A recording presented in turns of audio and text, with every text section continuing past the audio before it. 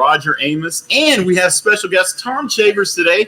Excited to have him from Placencia Cigar. And you know what we do here? We talk cigars, spirits, and sports. We have an awesome show on deck for you today with Tom, of course, featuring Alma Fuerte Robustus cigars.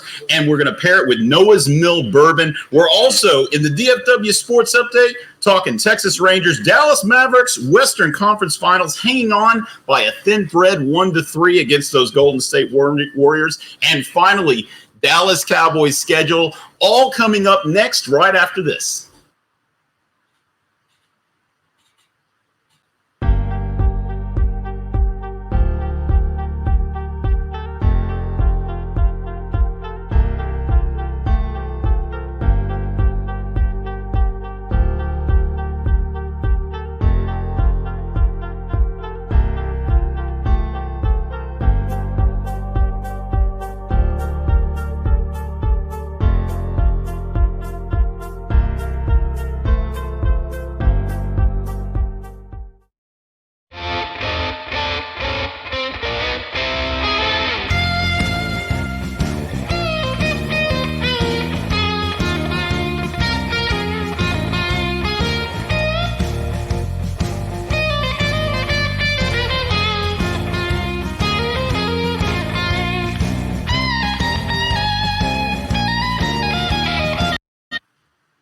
And welcome back to episode 3 of Elite Aficionados. Man, I am stoked today because we have Tom Chavers from Placencia Cigar. He's going to talk to us about the Alma Fuerte Robustus, right?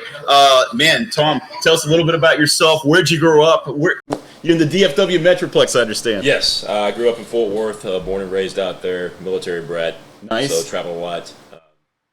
Graduated high school at Lake Highlands High School. Lake Highlands, okay, yeah. And for all my family graduated. Really?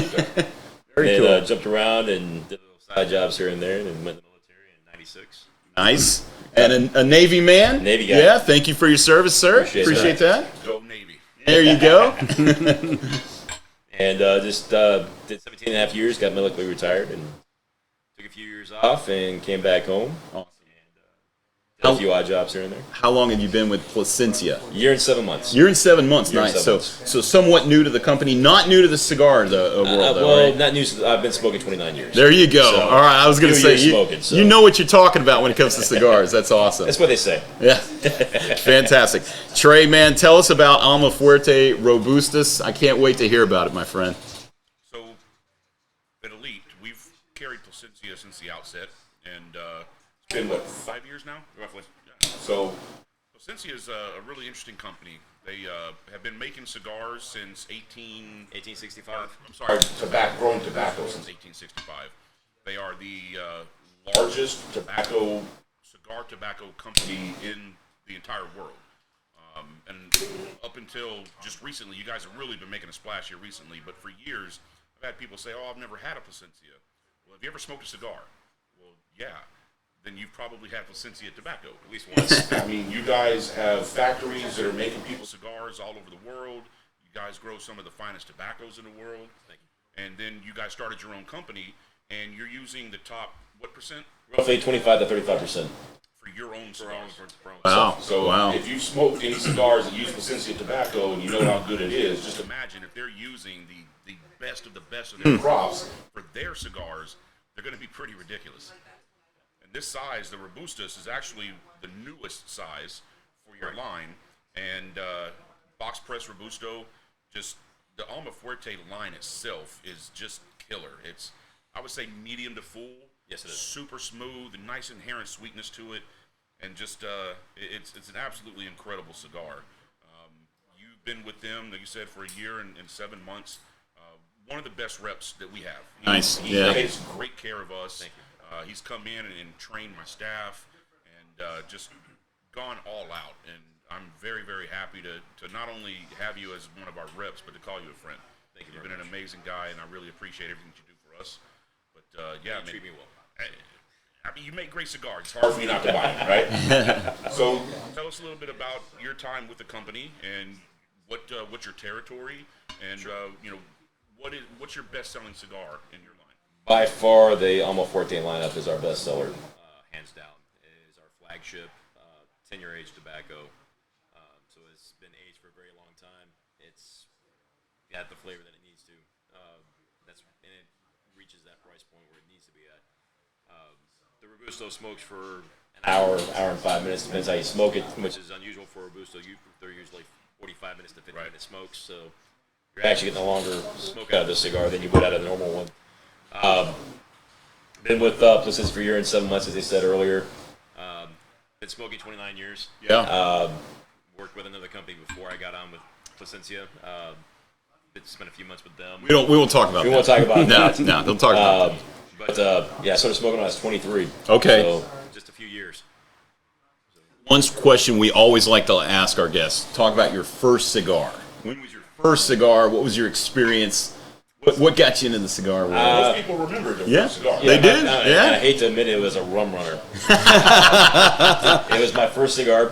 And might be a little choosier on it. You're right. I was 23. Give me a break. Fair enough. Fair enough. You didn't know. Basically, I was working at some restaurants and bars, and one of the bars I was working at, they had a cigar humidor in there. Nice. Okay. So I needed to learn about the cigars. So the first one I picked up was, of course, the Rum Runner. It was the cheapest one. That was on a budget back then. Smoked that one. Liked it for the taste. I mean, everybody starts off with favorite stuff. Of course, and then I educated myself and branched out a little bit more. Started smoking. Went to the Macanudos, the Punches. Then I went to Fuentes. And kind of went up from there. Olivas. So I've been dabbling in different ones, off and on. But for a while, I was smoking a lot of LFDs in the early 2000s, late about 2007-ish is when I started smoking them. I started smoking Placencia before I worked for the company back in 2019 when they were first released. I was actually in Virginia. Yeah. Okay. And they were very new. Okay. And it was at Shorty Gobel's place in Waynesburg, Virginia. Waynesburg. Oh, Williamsburg. Williamsburg. Okay, there you go. So that's a mouthful. It is. It is a mouthful. And they just brought them in. They were trying them out. Nice. And started smoking them, liked them, and kind of bounced between them, LFD, Olivas, went all over the place. So didn't really have one go-to cigar. I still don't, just because I like changing the palate up a little bit. Yeah. That way I can figure out what everybody else is doing, see if we compare with other cigars. Oh, interesting. Smoking one cigar brand, I can tell them which one of our lines will go well with it. So nice. Okay. You got to keep. If I smoke all mine, I won't know anything about the rest of the industry. Fair enough. But That's you're a great also point. Smoking the Ferrari. So if you smoke some of the other cigars out there, you're smoking a Toyota Camry. Very true. Still America's best-selling car, but this is an absolutely phenomenal brand. Thank you. And it's actually, I gave you kudos for this. You're very good at what you do. And for most of us that have been reps or are reps, most of us had to start off with a smaller company, get our feet wet, and eating a lot of ramen noodles, right? Yep. I got lucky. The company that you started with, even though it was only for a few months, it's a very well-known company. Very good cigars, and then you get this job, and you're able to sell, in my mind, some of the best cigars on the market. Like, that is one hell of a job for you to step into. And that's testament to you and how good you are at your job. I have to get the gab, I guess. So, you have to, right? I mean, you do. If you can't build a relationship with the customers and the shop owners, then you don't go anywhere. And that's what a lot of people don't understand. Like I don't want to say the common man, but the non-cigar industry guy. This is very much a relationship business. Oh, interesting. Very interesting. And there's a lot of people that buy cigars from reps because of the rep. Oh. Not always because of the cigars. That's interesting. And it's more prominent in the Southwest than it is anywhere else. Absolutely it is. So what's your territory? I've got all of Texas, Oklahoma, New Mexico, and Arizona. Wow. So I stay busy. Tola, as they call it. Yeah, exactly. Or Louisiana was in there? No, not Louisiana. Sorry, not Tola. That's a shame because that is a great territory. That's a great part of the territory I used to have. I love going to There's a lot of shops out there that do very well. You also know that you're going to gain about 12 pounds every It's time very you true. That Cajun food will get to you. Something you said I think that's very interesting is as a rep, you smoke the other cigars, so you can know what to pair, right? With somebody comes in, they smoke whatever, right? This is my favorite cigar. Well, what you should try this. I think that's really important for any good tobacconist to get a rep to know what flavor profiles are out there. If you got somebody coming in that has never tried your cigar and they like a Rocky Patel, they like a Oliva, they like LFD, they like whatever. And if you know the similar flavor profiles, then you can steer them towards something that might be a little bit better or at least similar, right? And trying to broaden their horizon. I think, like I said, any good tobacconist, any good rep, I think it's very important for them to do that. So kudos to you, man. The great thing is with us is that I was able to get a lot of people from Padron and Davidoff to try our line, and they have a lot of them. They do both now, not just one. Davidoff people usually only smoke Davidoff cigars. Interesting. Well, you make tobacco for them too, right? We do. So, We don't make it. We don't make it for Padron, but we do make it for Davidoff. Yeah. We had an exclusive line for them one time. It was the Davidoff by Placencia, and it sold out in the first 3 months. Wow. Speaking of Davidoff, one of your newer cigars is the Sixto Natural. Yes. And as much as I love the Almafuerte, personally, I think that might be my favorite cigar you guys do. And rumor has it that they might be getting one of their wrappers from you guys. Yes. So interesting. That's a pretty big feather in y'all's Yeah, cap. they buy a lot of tobacco from it. They don't like to advertise that. But Of course. there's a lot of companies out there that say they do their own stuff, and it's some of our stuff in there. I'm not going to mention names because I don't want to step on anybody's toes. But we do a lot of cigars. We do about 65% of the industry in tobacco. Fascinating. So you've got great farms then. I No, mean, we is got- the bottom line, right? Yeah, we have 4 in Nicaragua. Great. We have 3 in Honduras. Wow. So, and then on top of that, we have 5 different medical facilities that we fund. Oh. That's free for all the employees and also the people that live locally in that area. Wow, that's amazing. So you fund a medical, basically a clinics. hospital, Clinics. a clinic. Yeah, that's very cool. How cool is that? So everything Really that we do neat. on our website, Yeah. all the profits, 100% all go to that. That's amazing. 100% of the profits on your website go to these clinics. Correct. That are in Nicaragua and Honduras, you Honduras, said? yes. Wow. That's a great way That for you is to be able to absolutely keep your amazing. employees at these factories. Very true. How Because cool. it's a very incestuous industry. Sure. And a lot of these factories will poach rollers and farmers 100%. and whatnot to go work for them. That's amazing. You find ways to take really good care of them, and you'll keep them for forever.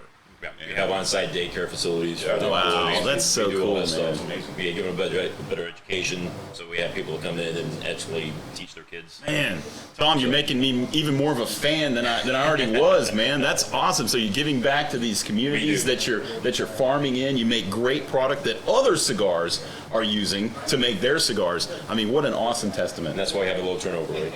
So, Very, very cool. Cigar Aficionado, what are the kind of the flavors you're getting from this one specifically? So this one, I do get a little bit of a sweetness, Okay. which is a little bit odd. Like you would think that this, just by appearance, is going to be a stronger cigar. Like I said, that's more of a medium, maybe medium full, super smooth. But that sweetness, you just get it on the back of your tongue the entire time as you're smoking it. And if you retrohale it, I get a little bit of a nuttiness. Yeah, I get it's really good. Yeah, it's Super smooth retro. And you would think that it would burn the hell out of your Right, nose. no, but not it's at all. very super Not at all. smooth. But I get a little bit of nuttiness and Yeah. a little bit of leather, which I've always told people that I never thought that was a thing. Like I've never gotten kicked in the face hard enough to know what leather tastes like. But you know what the smell is, and you can kind of figure out that flavor is there.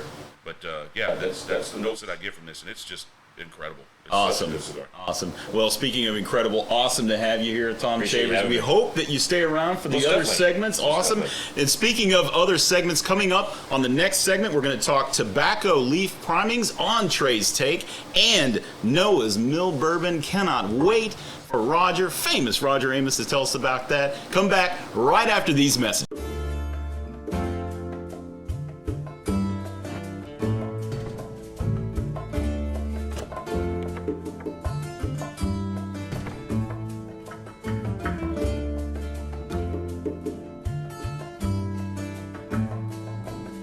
De Alto Cedro voy para Marcané, llego a Puerto voy para Mayarín.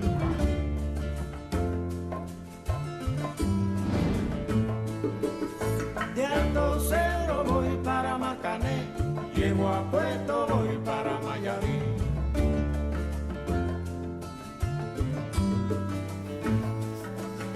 De Alto Cedro voy para Marcané, llego a Puerto voy para Mayarín.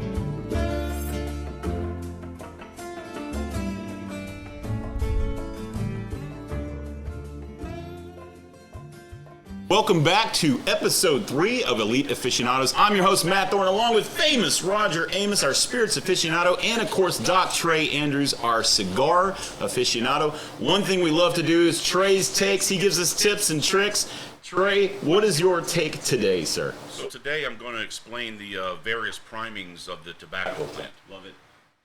Which is something that you don't hear a lot about, right? I mean, I don't hear a lot, So you've got various portions of the tobacco plant that are used for various aspects of the cigar making process. So we're going to put up a picture that's going to show you the 4 different primings that we're going to talk about today. Love it. Most people really talk heavily about the 3 main primings.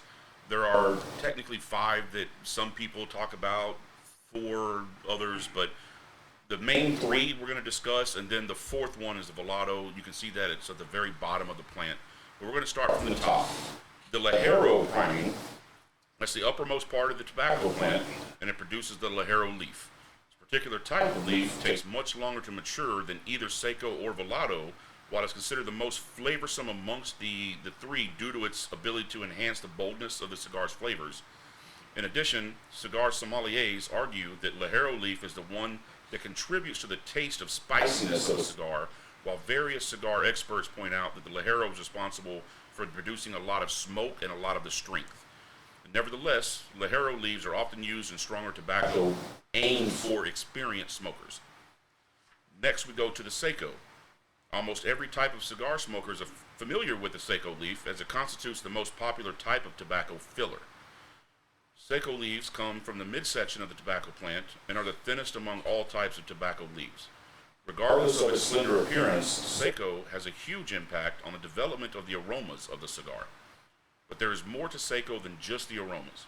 Seco leaves are responsible for producing a cigar's light flavored profile, and thus the quantity of Seco used when hand rolling a cigar defines the degree of the mildness. If you go next to the Viso leaf, that's the greater filler tobacco. It's mostly what they put to make the main constitution of the cigar. Okay.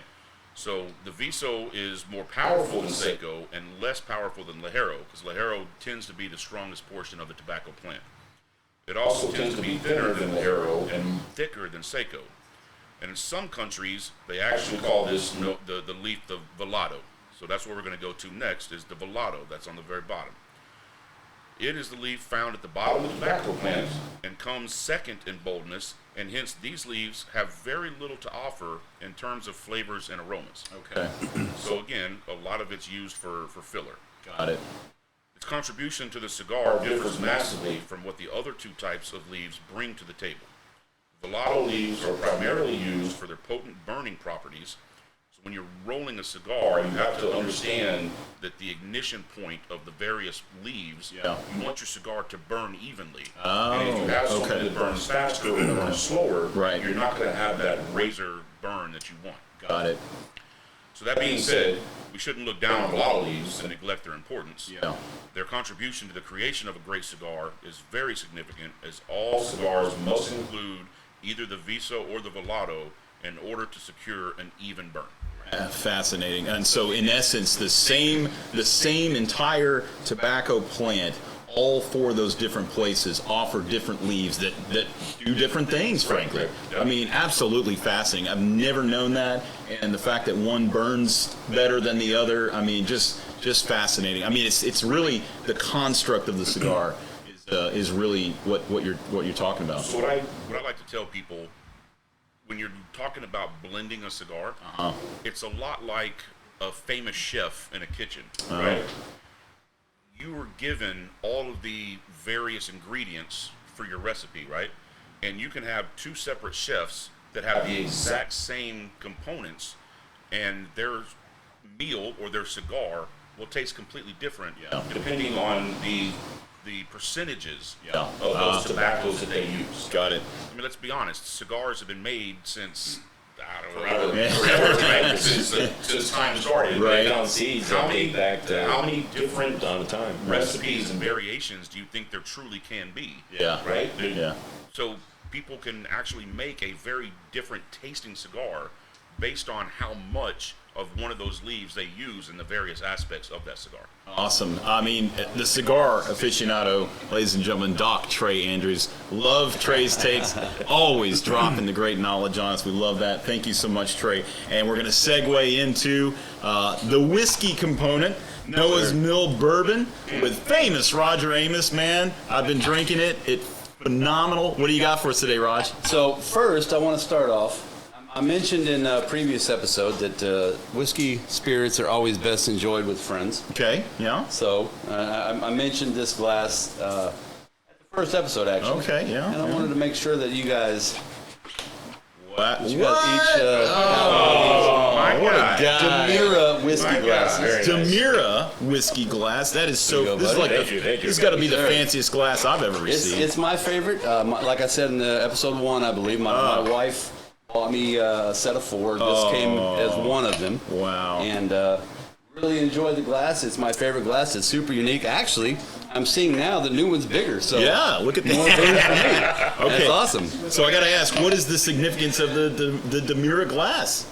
It's unique. Number Okay, one. all So, right. Number one, it's unique. Number two, I like the look.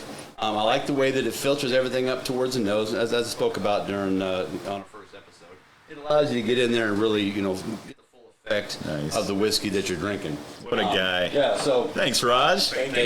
gifts. I'm bringing gifts today. I'm getting gifts from famous Roger Amos. I feel special. Pretty cool because in the first episode we talked about a couple of different glasses. Yep. We did. And we just happened to have a Glencairn glass Right. because we were trying to compare it. Yep. So you can actually see the difference between a Glencairn glass and this one. So it's shaped very similarly. It has the curvature and the larger bottom, but yeah, man, I'm super excited. Now we can all be drinking out of the same glass. Right, That's yeah. awesome. So- Very Super cool. So, What a guy. yep. Noah's Mill. Noah's Mill Bourbon. This is made by the Willett Distillery, Willett family distillers, who are sometimes producers, sometimes distillers. The difference is you can be a distiller and not produce bourbon. Oh, you can be interesting. a producer, Okay. but not distill your own bourbon. Willett has done both. They've been around since mid-1800s. There's a surprisingly a large amount of information out there about them, but it's really hard to disseminate. You could probably take a master's course just in this distillery alone, just in this company alone. They actually are credited with helping save the Kentucky bourbon Really? production. Wow. When bourbon was Cheers on a- to you, cheers, Noah's Mill. Cheers to you. Willett Distillery. So they've been credited with helping save the Kentucky bourbon. Yeah. They used to produce their own. About 1980, they stopped being distillers and became producers. Okay. So that means Okay. they were buying basically the raw spirit from other distillers around Kentucky. From Bardstown, anybody who knows bourbon, Bardstown is a huge bourbon area.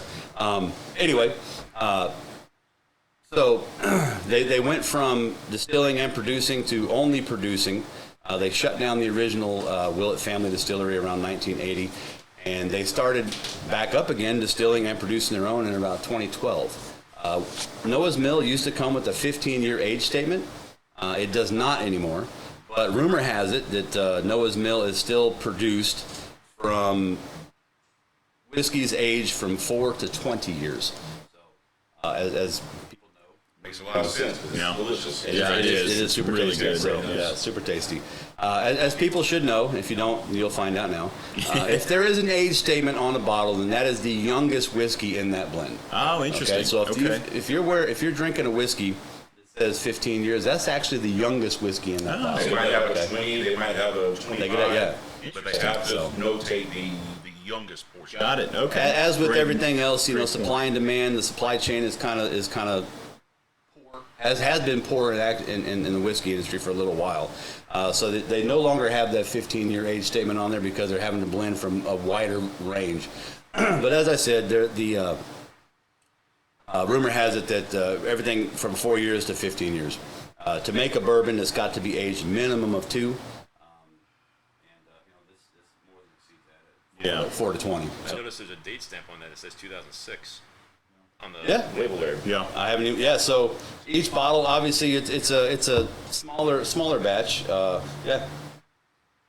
Yeah. So Roger, the pairing of the Alma Fuerte Robustus and Noah's talk about what did you guys decide in that pairing? You know, I know you guys collaborate, Spirits Aficionado, Cigar Aficionado. So I'm a huge fan of full-bodied, full-flavored bourbons. Okay. We wanted a cigar that was going to be able to stand up to that, and I think we definitely, like we have before, we knocked it out of the park. You did. This whiskey should come across with notes of and I really didn't taste a ton of it until I started smoking the cigar, but it's got walnuts, like candied walnuts. Oh. Candied walnuts, brown sugar, obviously vanilla. That's always going to be a staple for bourbon. Yeah, the brown sugar for sure. You're gonna get the Super cashew nut out of tasty. here that goes well with the walnut. Absolutely. This whiskey actually holds a very special place in my heart. For those who don't know, I traded my daughter for a bottle of this. Wait, what? Did what? Hold on. The very first time I drank this whiskey, my son-in-law, my now son-in-law, brought me a bottle up here to the cigar shop, as a matter of fact, and brought the bourbon and said, hey, you know, I just asked for my daughter's hand in marriage. Just old school, super respectful. Love the kid, love the guy to death. I mean, obviously, my daughter loved her. It goes without saying.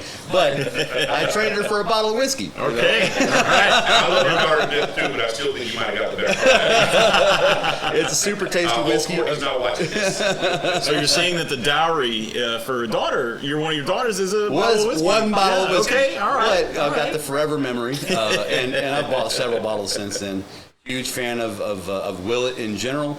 And this offering in particular, they make Noah's Mill, they make Rowan's Creek, they make the Old Bardstown, they make obviously the Willet Rye, Willet Pot Still, super good stuff. Just a huge fan of the whiskey. So what do you guys think? What do you think of the pairing? It's a great pairing. Like I said before, this is one of the really, truly fun parts about what we're doing with this podcast is Roger and I get together and decide what do we want to drink, what do we want to smoke, and to be able to spend the time to actually pair them.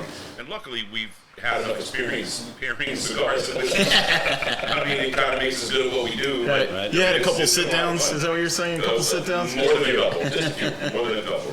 You know, it might be a great Rogers Ramble Trey's Takes combination to talk about how you guys come up with the pairings, actually. Yeah. Right? The pairing process, if you will, amongst the two of you guys. To break it down super simple, it's just a lot of drinking and a lot of smoking, a lot of joking and smoking, we call it. Joking and That's what cigars do. Yep. What it do. Indeed, they do. Noah's Mill, love it. Love the pairing with Alma Fuerte Robustus. Phenomenal pairing, Roger. Thank you so much. Absolutely. And glad you brought it to us. Hey, should we take a drink, guys? Absolutely. Yeah? Why stop now? Cheers. fellas. Cheers. Cheers. T-Rex, I'm sorry. So good. So good. Drink there. Beautiful. Well, hey, great segment. Thank you so much. Coming up next, we're going to have Roger's Ramble, where he's talking about drinking responsibility, something we take very serious with the Elite Aficionados. So, drinking responsibility and DFW Sports Update. We're going to talk Texas Rangers, Dallas Mavericks, and Dallas Cowboys schedule. I know I've got some games circled there that I want to talk about. So, come back right after these messages.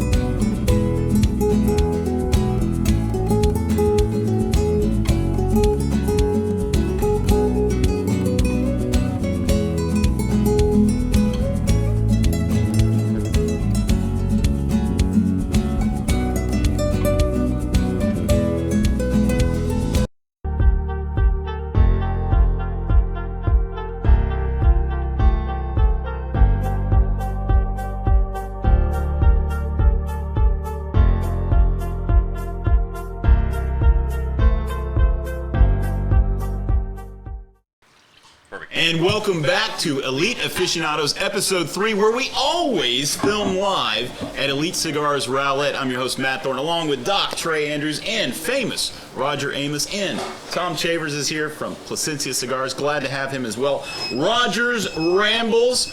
We're going to drink responsibly, always drinking responsibility. That's what we do with Elite Aficionados. We always talk about that. We want to make sure folks drink responsibly. And Roger, what's your ramble today, my friend? Yeah, so, I've mentioned it before in the first episode, second episode, drinking responsibly. I just want to make sure that, we kind of enforce that a little bit. There's several things that you can do to kind of make sure that you're taking care of yourself. Number one, the obvious one is you want to make sure that you do not drink on an empty stomach.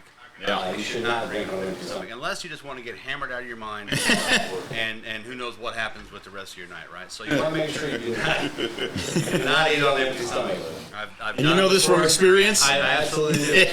Absolutely. So what happens is when you start to drink, you start to get happy, you start to, you lose all your inhibitions, and you're not hungry anymore, right? Because you're full of booze, right? And it's the next thing you know, you're going to bed at 5 o'clock in the afternoon. Oh man, that's just not good. Not good. So I've heard that's really bad. Yeah. It is really bad. So make sure you do not drink on an empty stomach.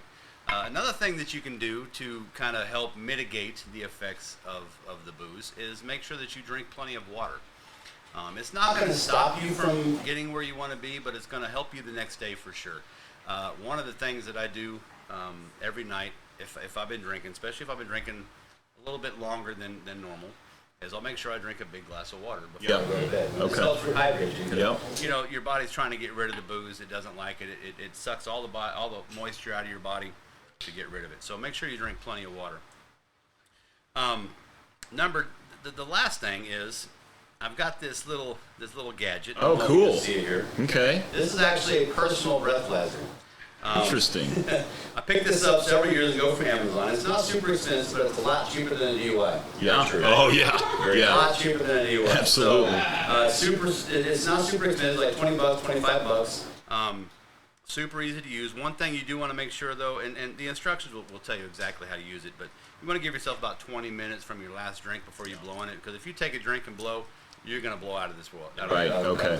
Right, so you can utilize this to make sure that you're safe to drive. Okay, right? okay. Because, again, nobody wants their right. life ruined No. From a DUI. Let's be honest, I drink alcohol because I like the flavor. Sure. I honestly do. Yeah. I honestly like the flavor of whiskey. I like scotch. I like beer. I like wine. But if there was no alcohol in it, I probably wouldn't drink it. I mean, same with coffee. If people who drink decaffeinated coffee, my hat's off to you. I don't know how you do it. I think you're communists. I love the flavor of coffee, but if it did not have caffeine, I probably would not drink it. Right. Same goes for booze. I love the flavor of booze, but I also like the feeling that it gives me. Sure. I think people that drink decaffeinated coffee are the same people that have the toilet paper roll from the bottom up. Yeah. Right. Exactly. So again, this is super easy to use. This version here, you just kind of pull out the little blower. Okay. And I have been drinking within the last 20 minutes, so this is going to blow kind of stupid. Super simple. Push the button. Gives you a little timer, a little countdown. We'll go ahead and give this a test and see what it thinks I'm at right now. Yeah. And I'll check it again. We're real timing it here, We're going to really find out in a second.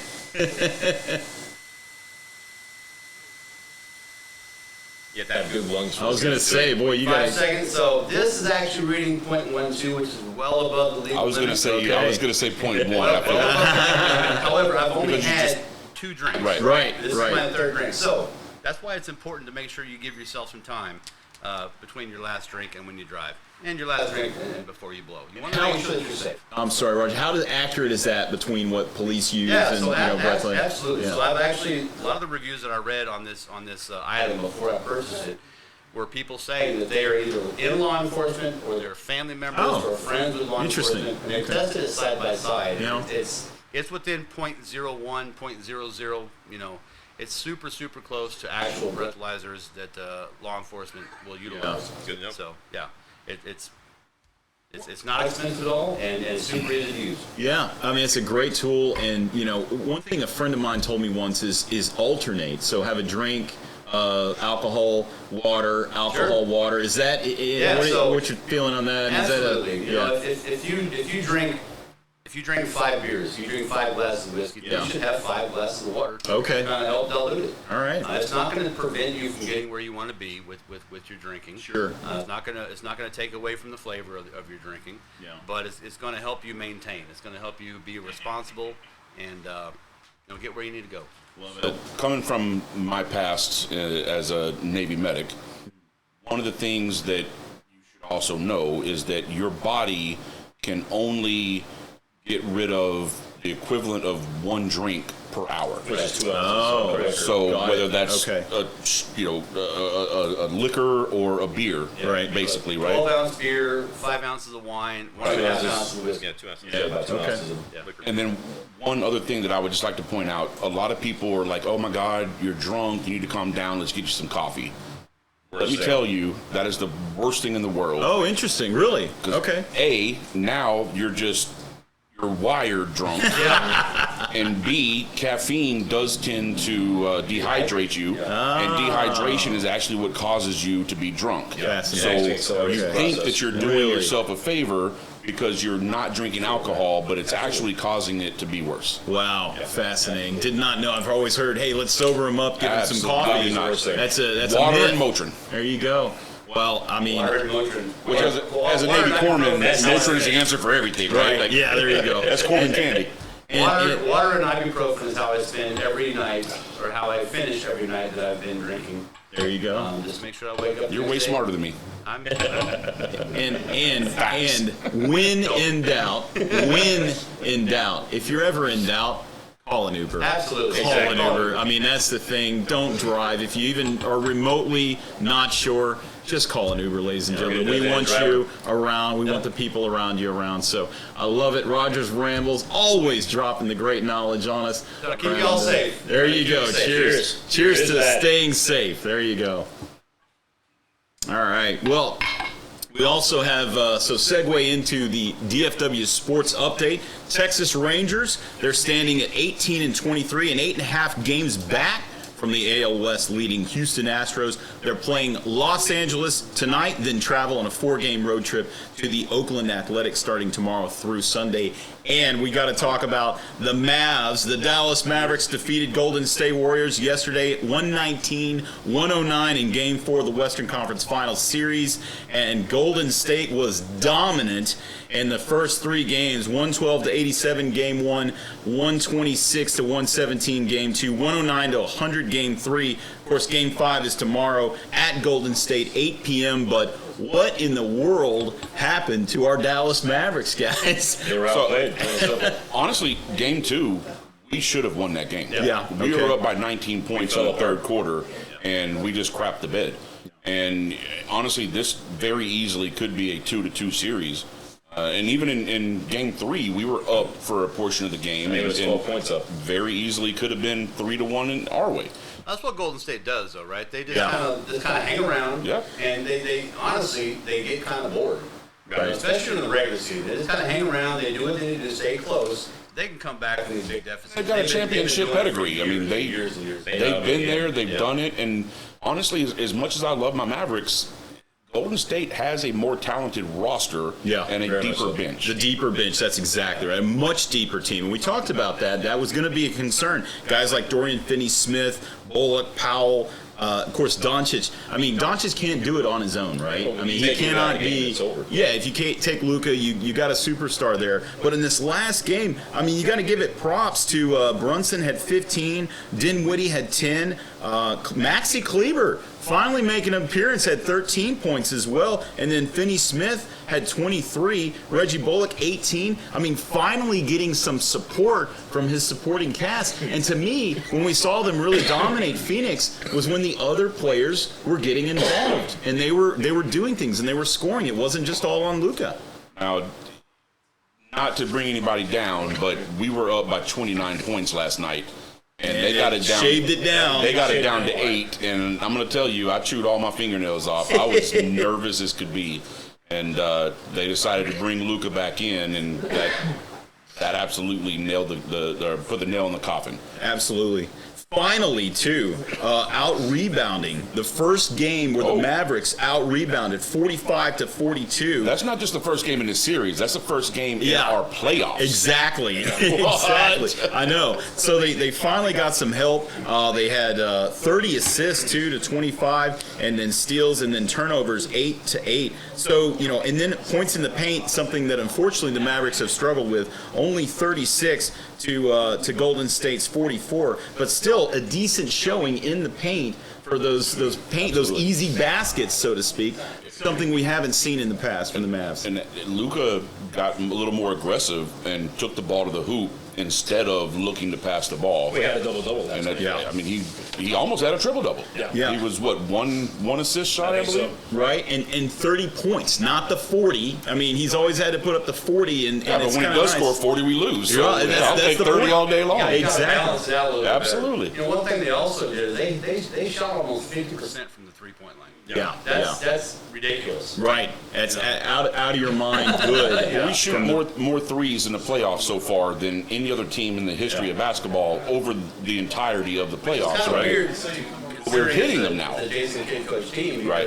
because he's kind of an old school point guard. He is. Yeah, he is. Yeah. But what he has done is he instilled a defensive mindset that, as much as I loved Rick Carlisle, he tried to preach defense, but a lot of the younger players had a hard time kind of vibing with him. Yeah, they weren't buying into the concept. But Jason Kidd, he has instilled this defensive mindset into these guys, and for vast stretches of the game last night, our defense was absolutely incredible. Right. Defense doesn't make the highlight reels. No, it doesn't. Wins championships. It's not sexy. Home runs, slam dunks, 3 points. These are the things that make the highlight reels. Defense doesn't. I love a good defensive game.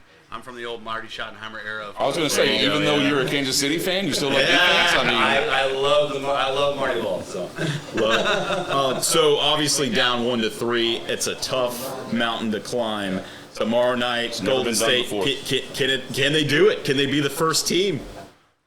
so if the way our offense runs, if our guys can shoot at least 33% from three, there's a very good chance that we could actually win the series. Okay. But in the history of the NBA, no team in the playoffs, no matter whether it be the first round, second round, doesn't matter. Nobody has ever come from 3-0 to actually come back and win a series. Yeah.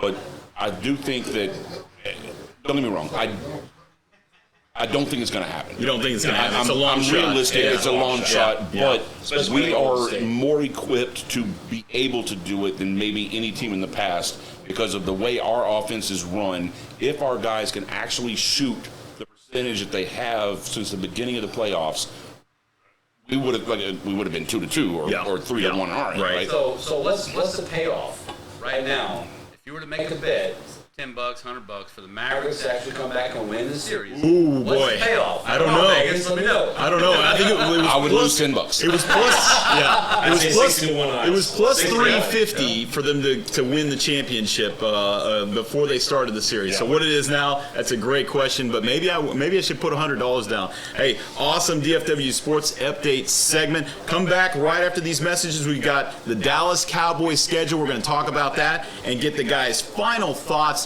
before we wrap things up. Come back right after these messages.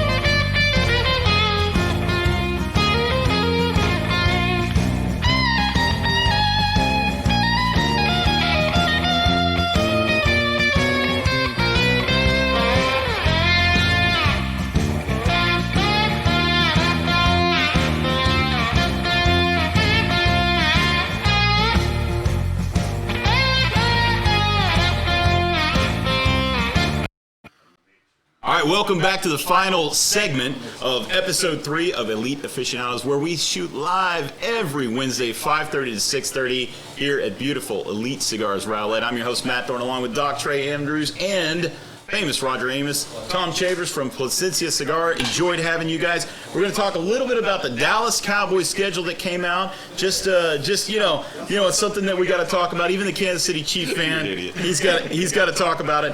Preseason, we got 3 preseason games. Denver, Los Angeles Chargers. Los Angeles Chargers. Make sure you get, yeah, right. San Diego, come on. Poor San Diego, I know. Poor, getting no love. And the Seattle Seahawks. Then they jump right into the regular season, starting off with Tampa Bay. Tom Brady. Can the Cowboys finally beat Tom Brady? They should have beaten last game. I mean, they've never done it. They've never done it before. This is the second year in a row that the NFL has opened the regular season with us playing Tampa Bay. Yeah. Well, what does that tell you? Well, A, it tells you that it's going to suck for us, but B, it tells you that the NFL is super damn smart. Yeah. Because you've got, I mean, even though they didn't win it last year, they're still super popular because of Brady and because they won the championship his first year there. And you got the Cowboys. Whether you love them or hate them, they are still the most popular franchise in the world. So you start the season with those 2 teams. Yeah. I mean, they're going to make a gajillion dollars off that first game. Sunday Night Football, September 11th. Going to be an awesome matchup, absolutely. Sunday, September 18th. The Bengals, the Cincinnati Bengals, Super Bowl losers, 23-20 against the Rams, right? Mr. Hater over here. Yeah. So you started off with Tom Brady's led Buccaneers, and you roll right into the Super Bowl loser, Bengals, right? And then you go over to Monday Night Football, September 26th, the New York Football Giants. That's a win. That's a dub with Daniel Jones, at the helm. Thanksgiving Day, too. There you go. Sunday, October 2nd, Washington Commanders. Get it right. The Washington, whatever their names are. The Washingtons. Yes, that's what I love. That's what they should have stuck with. The Washingtons. I feel like they should have gone with Warriors. I like that. Warriors, it's kind of, they could have not had to change things too much. I don't know. But they didn't listen to me. Roger Goodell I think they should did not take get that out of into the account. league. Yeah, just get out of the league. There you go. October 9th, the Los Angeles Rams, the reigning Super Bowl champion Los Angeles Rams. And, of course, any thoughts there? Is that an L or a W? What do you think? I think it could be a W. Yeah? Oh, wow. Okay, against the champs. I think so. Why you feeling strong about that, Tom? A little bit of retribution to go there with that team. Oh, interesting. So we're obviously going to go over the rest of the schedule, but we are tied with Washington for the easiest schedule strength of schedule in the NFL this season. Absolutely. Yeah. But if you look at our first 5 games, they're tough games. We have 3 games that are really, really difficult. Yeah. Obviously, New York, Washington, we're going to beat the piss out of those boys. There's no doubt about it. Right. But Tampa, tough. Yeah. Right? You've got Bengals, like Joe Cool is legit. Yeah. That team is amazing. And then the Rams. Do I think we could beat them? I do, but they are the Super Bowl champions for a reason. They're the champs. They're never going to have another draft pick for the rest of their existence. But they've got some really good talent to show for it right now. They've somehow figured out how to spend a crap ton of money in today's NFL. Yeah. And basically buy wins. That's right. Jerry did back in 2009. They've got the equation. They definitely, and of course McVay, who in the McVay era, the Cowboys have not beaten McVay. So that'll be interesting. He's a wonderkind. He is definitely a wonderkind. Rolling on, October 16th, Philadelphia Eagles, the dreaded and hated Eagles. Which could be a tough team to beat because they got picked up Jordan Davis. They retooled. They still don't have anybody that can throw the football, so not worried about that one. But Davis is a beast. He's going to fucking break, excuse my language, they're going to break that line. Yeah. With Jordan Davis, I saw him at Combine this year. The guy he can hurt some people. Absolutely. Going on October 23rd, the Detroit Lions. They're still in the league? Yeah. I thought we were playing a Canadian Football League. Right. And then October 30th, Chicago Bears, easy W. I mean, let's be honest, that's a bye. The bye, week 9, and then this is one I have circled, Sunday, November 13th, Can't wait. at Green Bay, Lambeau Field, Mike McCarthy going back to Green Bay. That's got to be one that folks are going to circle and be excited about, right? Well, Aaron Rodgers hates him. So Yeah, well, there you go. Added reason to win for Aaron. Yeah, for sure. It'll be a tough game. It will. It'll be close. Yeah. They blow out a very close game. The frozen tundra potentially in November. We don't know. November 20th at Minnesota Vikings. Thursday, November 25th at home against the New York Giants. The question I have for that one is Daniel Jones still going to be the quarterback of the Giants? Because by that point, he might have lost his job. I don't know. It could happen. That game, I'm a little upset. Yeah. So we have some friends in New York that come down every year, and we always go to the Cowboys home game against the Giants, right? Tailgate, we have a huge party all weekend long. It's us like taking them in because we feel sorry for them. This year it's on Thanksgiving Day. Oh. So I'm going to hope that my wife is as amazing as I think she is. And we can She's pretty awesome. We can still go and do that. She's actually sitting right behind me. It's the first she's heard of this. So You better say she's awesome. if I'm not on the podcast next week, you know what happened. There you go. I love it. Thanksgiving Day game. December 4th, the Indianapolis Colts come to Dallas. Cowboys defensive coordinator Dan Quinn versus his former quarterback, Matt Ryan. I like that, right? See a little defensive versus his ex-QB. Kind of fun to watch. They've got a really strong team. They do. And as much as I've loved Carson Wentz since he came in the league, he didn't do them any favors last season. No. Yeah. And yeah. you say what you want about Mighty Ice. Some people think he's washed up. I think he's got enough that team is going to be scary. Yeah, I think he's got a little bit in the tank for sure. December 11th, Houston Texans. We call it the Texans Super Bowl because every time the Texans play the Cowboys, that's all they live for is to beat the Cowboys. So it's the Texans Super We Bowl. also call them the armpit of America. There you some love to Houston there. December 18th at Jacksonville, 24th. Versus Philadelphia at home. And then Thursday, December 29th, Thursday Night Football at Tennessee. Derrick Henry, is he going to go beast mode on the Cowboys that night? I hope No? he's injured by that time. No offense. I don't wish that on anybody. Man. But that guy is absolutely incredible. He is. And I feel like he's going to get 1,000 yards just on us. So I really hope that he is not able to play that game. Yeah, there you go.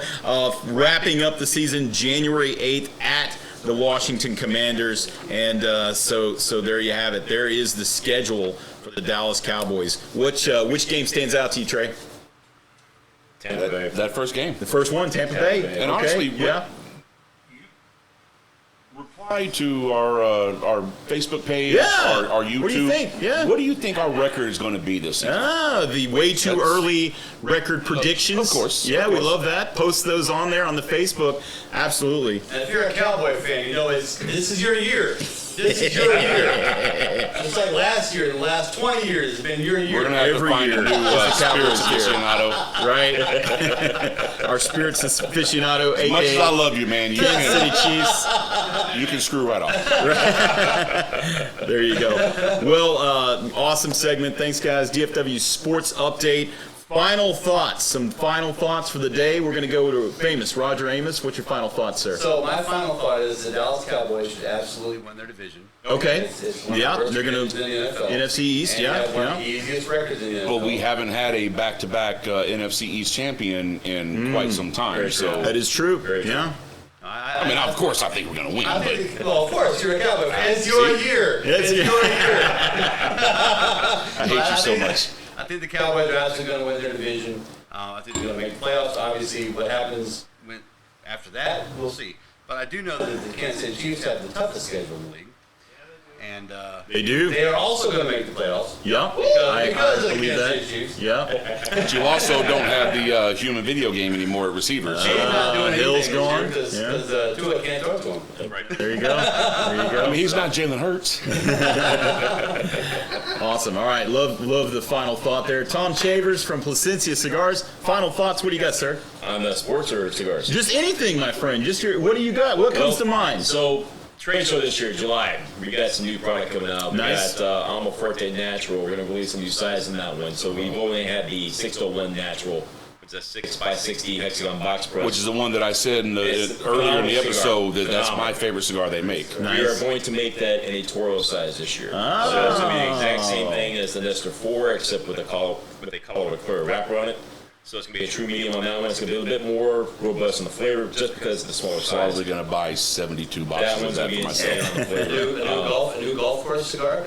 I love Toro's on the golf course anyway. We also we have another one coming out that's going to be a limited release. Can't really talk about it too much, but it's going to be a cigar that's never been done before. Okay. It's top secret. Well, it's, okay. I would say it's got an Ometepe wrapper. Let's put it out that way. Okay. Very dark. Ometepe is the wrapper. That is a wrapper, which has never been done before ever. There might be a few people that have tried it, but when you smoke it, it will crack on you. Wow. So is that the 5th priming?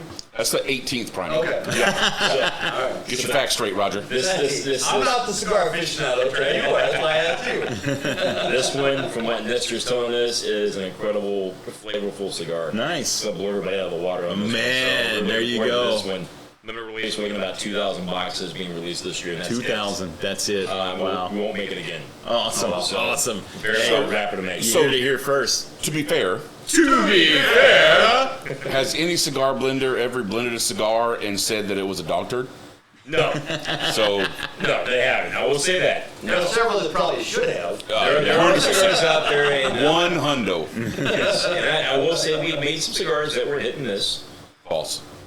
So. No hit, no misses, according to our cigar aficionado. Preference. There you go. So, but there are some. Some people will say they were better than the others. But this one I think will be something that's going to be very unique. Very cool. Well, that's awesome. Are we here? Is this a hot take? Are we hearing it here first? Somewhat. All right. So love it. Put it out a little bit, but not too much. Elite aficionados, you're hearing it here. You're hearing it here. And Elite Cigars will have it. Oh, there you go. All right, Trey. Final thoughts, my friend. Again, Tom, thank you so much. Yeah. I don't mean to make this sound like a love affair, but I appreciate it. He really is truly one of the best reps I have. Takes great care of us. He's very good at his job. He is having us smoking an incredible cigar with an incredible whiskey. Very true. And the pairing, again, it's a home run. So we're 3 of 3 on this portion of it far.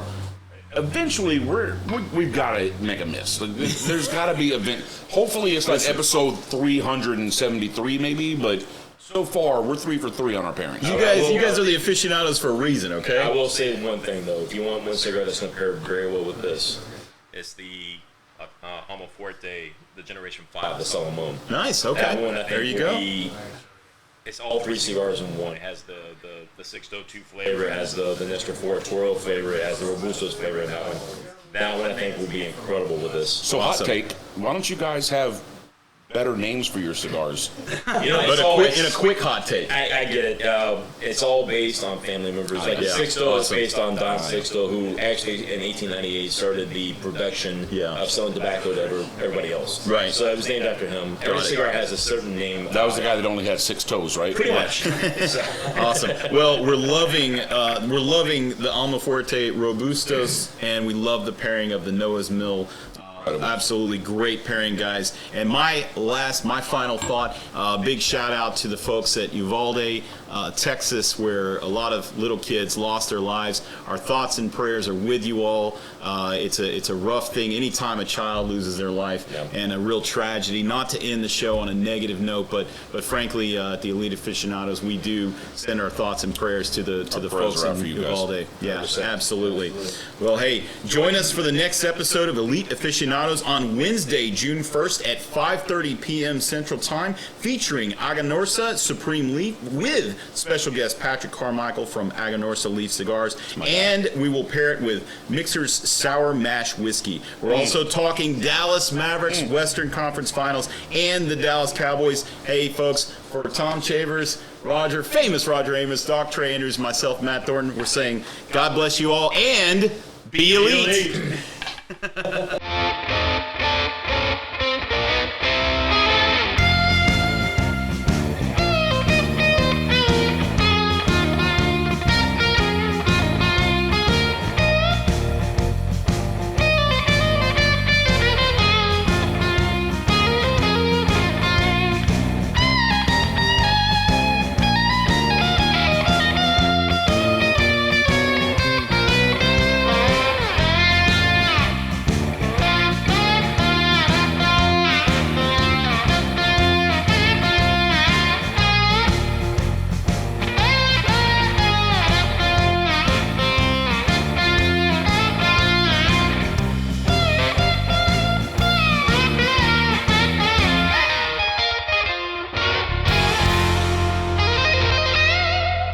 Yeah.